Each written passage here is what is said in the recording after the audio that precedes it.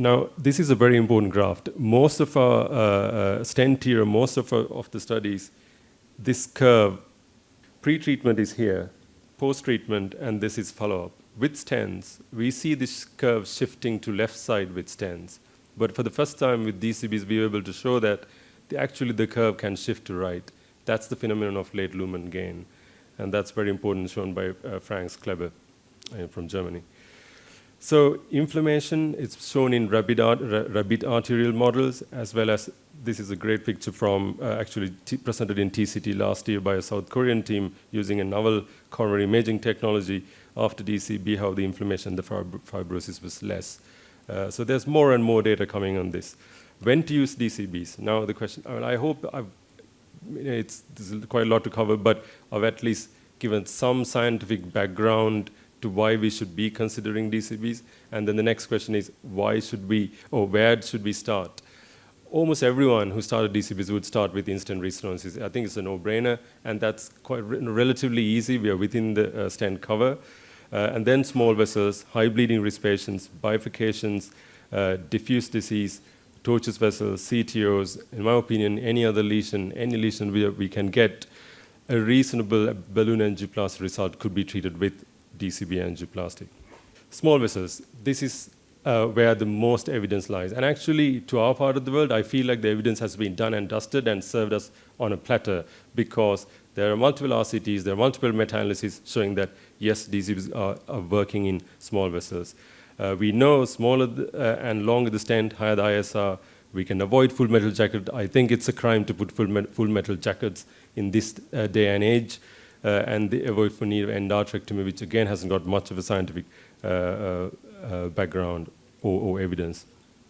So few studies just for people who are new and who are asking for evidence and looking for evidence quite rightly. BASKET-SMALL was one of the key trials and published their third-year outcomes as well. The DCB-treated arms holding out signal towards less MI and thrombosis.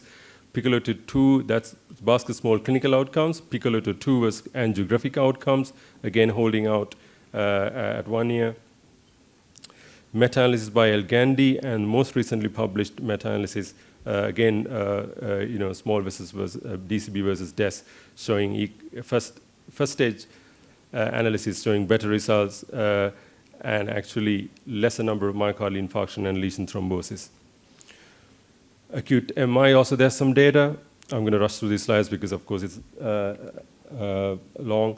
And then long-term outcomes. Now, then the question is, okay, you're showing us 1 or 2 year-old data. What is it in the long term? Have you got data for covering 3-5 years? So this is Swedish SCAR registry looking at DCB versus DES at 5 years. Similar, but lesion thrombosis, see how it's flatlined with DCBs, kind of things that we expected at the beginning, now kind of coming out slowly. Bifurcations, I think this is a really advantageous area. Of course, there's a lot more to be done in terms of evidence, but the trials are coming out. There's less plaque and carina shift due to absence of polymetal. We don't disturb the geography of the vessels and allows normal vessel motion, simplifies the procedure. 001 lesions we can treat without disturbing the main vessel, and if needed. Reintervention is relatively easy. I'm sure all of you have had to go through or rewire 2 stent bifurcations in an acute MI. Sometimes we just have to forget the side branch and deal with the main stent. So those things can be made easy. Some trials, PEBCAT, BIF, DCB BIF recently, and there are lots of observation studies. This is our own data from 2018. We presented in EuroPCR about 300 odd lesions. This is all comers, including STEMIs, non-STEMIs, large vessels, and our TLR rate was about 2.1%, pretty similar to non-bifurcation cohorts, actually, our data. And we were able to, we stented only 5.2% of these cohorts. So, more than 90% we were able to finish just DCBs, so both arms. Osteal lesions, tricky because they're more fibrous. I'd lead them to a later stage. Unless like circ osteums, if you are very careful, you can still deal with them using scoring and cutting balloon and then DCBing them. Calcific lesions, whatever we do with calcific lesions, we know outcomes are not that great.